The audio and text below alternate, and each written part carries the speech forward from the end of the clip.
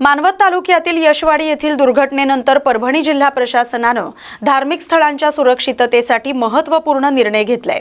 जिल्हाधिकारी संजय सिंह चव्हाण यांनी जिल्ह्यातील सर्व धार्मिक स्थळांचं 15 दिवसात स्ट्रक्चरल ऑडिट करण्याचे आदेश दिलेत। असुरक्षित वास्तू तात्काळ बंद करण्यात येणार आहेत। बांधकाम सुरू असलेल्या ठिकाणी भाविकांना प्रवेश बंदी करण्यात आले। तसंच मोठ्या कार्यक्रमांसाठी गर्दी व्यवस्थापन, आपत्कालीन मार्ग आणि अग्नी सुरक्षा आणि विद्युत सुरक्षेच्या उपाययोजना बंधनकारक करण्यात आल्यात। या निर्णयामुळे भाविकांच्या सुरक्षिततेला प्राधान्य मिळणार आहे। धार्मिक स्थळांवरील संभाव्य दुर्घटना टाळण्यास मदत होणार आहे। त्याला मतदान मुक्त राखावे लागेल, तसेच ते राखण्यास मदत करावी लागेल आणि ज्यामुळे अशी मुक्तता भंग पावेल असे मानण्याजोगी कोणतीही माहिती कोणत्याही व्यक्तीला सांगता येणार नाही। परंतु असा अधिकारी लिपिक इसम किंवा इतर व्यक्ती जे राज्य विधान परिषदेमध्ये जागा भरण्यासाठी निवडणुकीच्या ठिकाणी अशी कोणतीही कामगिरी बजावत असेल तर त्या व्यक्तीच्या पोर्टलमध्ये तरतुदी लागू असणार नाही। जी व्यक्ती पोर्टल बँकमधील उपबंधांचं उल्लंघन करेल ती व्यक्ती 3 महिन्यापर्यंत असू शकेल इतक्या मुदतीच्या कारावासास किंवा द्रव्यदंडास किंवा दोन्ही शिक्षेस पात्र राहील। याची सर्वांनी नोंद घ्यावी। जालना जिल्ह्यात अद्याप समाधानकारक पाऊस न झाल्याने शेतकऱ्यांची चिंता वाढली आहे। पिकांना पाण्याची कमतरता भासत असून शेतकऱ्यांना मोठी कसरत करावी लागते आणि पाणी पुरवठा करावा लागतोय।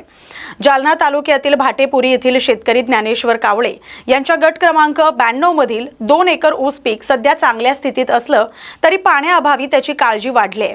विहीर आणि बोरवेलचं पाणीही कमी होत असल्यानं शेतकरी पावसाची आतुरतेने वाट पाहत आहेत। आपण जर बघितलंय तर शेतकऱ्यांची सध्या प्रतिक्रिया आहे आणि हा ऊस जर बघितला आपण तर ह्या ऊसाला पाण्याची कमतरता आहे आणि यंदा पावसाचं वातावरण कमी असल्यामुळे शेतकऱ्यांना मोठी कसरत करावी लागत आहे। तरी सरकारने शेतकऱ्यांना ऊसासाठी, फळबागासाठी, इतर सर्व पिकांसाठी यंदा शेतकऱ्यांना कर्जमाफी आणि ऊसाला भाव, फळ पिकाला भाव, सोयाबीन, कपाशी या सर्व गोष्टीसाठी शेतकऱ्यांच्या मालाला भाव द्या। कर्जमाफीपेक्षा मालाला भाव जर दिला तर शेतकरी सुखी आणि समृद्धी राहील। सध्या महाराष्ट्र सरकार आणि केंद्र सरकार यांनी खताचे भाव वाढलेले। ह्या खताच्या भावामध्ये केंद्र सरकारने सबसिडी देऊन पहिले जे खताचे भाव होते ते स्थिर ठेव, तेव्हा शेतकऱ्यांना कुठेतरी होईल। यंदा दुष्काळ, त्याच्यात पावसाचं प्रमाण कमी, 43-44 डिग्री, म्हणजे शेतकऱ्याची किती धडपड आहे। कर्जमाफीला अटीतटी आहे। पूर्ण सरसकट कर्जमाफी शेतकऱ्याची करून शेतकऱ्याच्या मालाला भाव द्या। शेतकरी तुम्हाला फक्त एवढंच मागतोय की त्यांच्या मालाला भाव जर दिला तर कर्जमाफीसारख्या योजना 2019, 2023, 24 अशा कर्जमाफी करण्यापेक्षा शेतकऱ्याला भाव वाढवून द्या आणि शेतकऱ्यांना जे अधिकारी लोक आहे ते कृषी अधिकारी आहेत त्यांना माहिती देण्यापर्यंत तर शेतकऱ्यापर्यंत पोहोचवा। सगळी यंत्रणा कशी आहे, ढसाळ झालेली आहे। सध्या जे कृषी खातं आहे ते खातं आहे ते शेतकऱ्यांच्या बांधावर येत नाही। सध्या 43-44 डिग्री तापमान आहे। ह्या तापमानावर शेतकऱ्यांना जर माहिती जर दिली तरच शेतकरी टिकेल ना।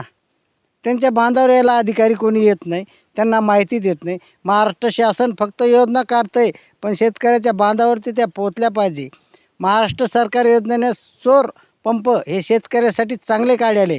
अशा चांगल्या योजना सरकार काढतंय पण काही योजना त्या शेतकऱ्यांच्या बांधापर्यंत पोचत नाही। माझी मुख्यमंत्री साहेबांना एवढीच मागणी आहे की शेतकऱ्याच्या मालाला भाव द्या। कर्जमाफीपेक्षा त्यांच्या मालाला दुप्पट जर भाव दिला तर शेतकरी कधी कर्जमाफी मागणार नाही। माझं न्यूज 24च्या माध्यमातून एवढंच सांगणं आहे की शेतकऱ्याच्या मालाला चांगला भाव द्या। मालाला भाव दिला की शेतकरी सुखी आणि समृद्धी होऊ शकतोय। बाकी काही लागत नाही शेतकऱ्यांना। खताचे भाव थोडे स्थिर करा, खताचे भाव मोठ्या प्रमाणात वाढे, बाकी सगळ्या वस्तूचे भाव वाढू शकतात पण शेतकऱ्याच्या मालाचे भाव वाढत नाही आणि खताचे आणि औषधाचे भाव वाढून बसलेले। त्यासाठी सरकारला एवढीच मागणी आहे की खत आणि औषधी हे शेतकऱ्यांसाठी कमी करा आणि शेतकऱ्याच्या मालाला योग्य भाव द्या। तेव्हा शेतकरी सुखी आणि समृद्धीने वागेल आणि अधिकारी लोकांना, कृषी अधिकारी लोक हे तुम्ही शेतकऱ्यांच्या बांधापर्यंत पोहोचा. शेतकऱ्यांनी कामं करायचे का जालन्याच्या ठिकाणी जाऊन त्यांचे चक्रा मारायच्या, थोड्या कामासाठी जालना, थोड्या कामासाठी जालना, असं होऊ नये.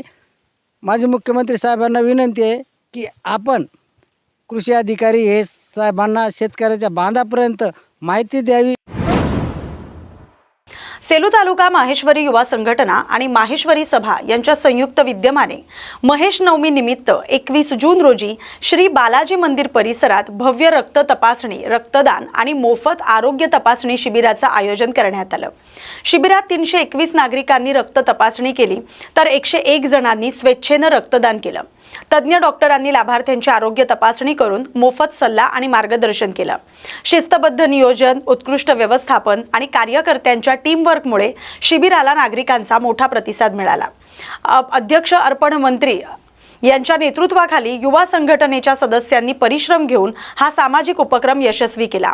उपस्थित मान्यवरांनी या सेवाभावी कार्याचं कौतुक करत भविष्यातही असे उपक्रम राबवण्याचा संकल्प केलाय.